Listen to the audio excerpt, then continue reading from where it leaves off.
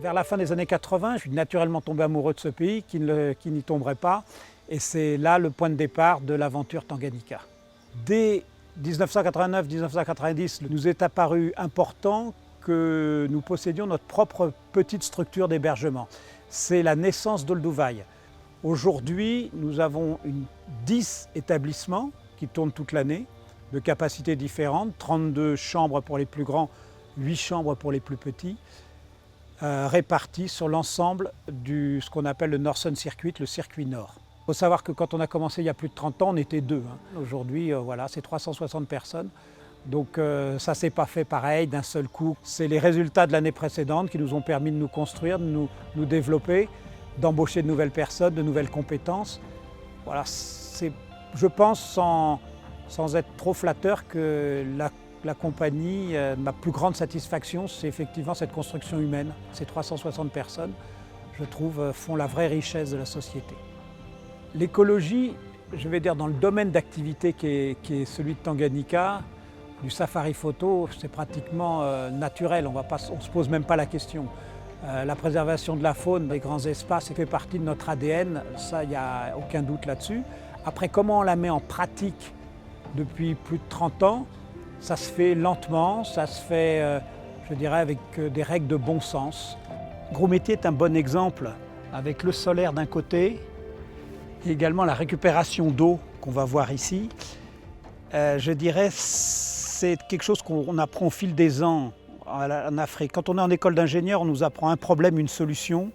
Moi, ce que j'ai appris en 30 ans, c'est un problème, plusieurs solutions pour le régler. Et là, l'électricité, on va dire qu'aujourd'hui, à Gros Métier, c'est 80% solaire, 85% solaire, et le reste, on fait appel à un générateur, parce qu'on n'a pas toujours du soleil, il peut y avoir des nuages, il peut y avoir de la pluie. Et pour l'eau, on a un puits. Mais c'est bon de récupérer l'eau de pluie également, d'avoir un mixte eau retraité par l'osmose inverse. On a beaucoup de soleil en Tanzanie, un des meilleurs qu'on puisse trouver sur la planète. On l'a ici grâce au haut plateau, puisqu'on a de l'électricité à revendre. Et on a fait nos premières voitures électriques basées sur un surplus d'énergie. On a besoin à nouveau de plus de solaire pour faire tourner ces voitures. Et je pense que c'est comme ça qu'on met une écologie, je dirais, intelligente en place, une écologie de bon sens. Le potager, pareil, je crois que quand on a la chance d'être dans un pays comme la Tanzanie, avec une terre riche volcanique, avec une pluviométrie régulière, l'idée de faire ses propres légumes, son propre café nous est apparue assez naturelle. C'est ce qu'on a fait. Et au bout de notre première expérience de potager, on s'est mis en relation avec une université française qui nous a envoyé des étudiants. Et grâce à eux et leur savoir-faire, on a développé tout notre potager maintenant, qui fait à peu près 1 hectare, en production bio.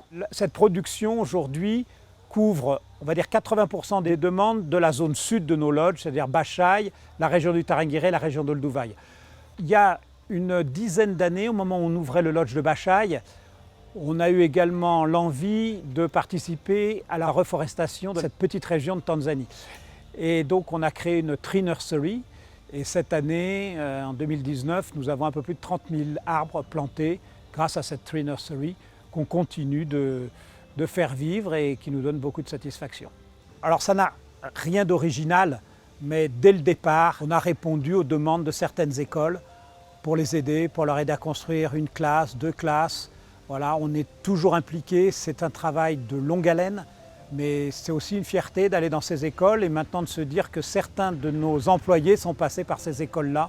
Donc 2019, on fête nos 30 ans. Effectivement, quand on regarde en arrière, on peut être satisfait de pas mal de choses. Mais ce qui me paraît le plus important, c'est que j'ai l'impression qu'il y en a plus à faire qu'on en a fait. Plus la société est performante, et ça je le dois aux équipes sur place, plus les domaines d'amélioration s'élargissent. Voilà, c'est tout un programme pour l'avenir.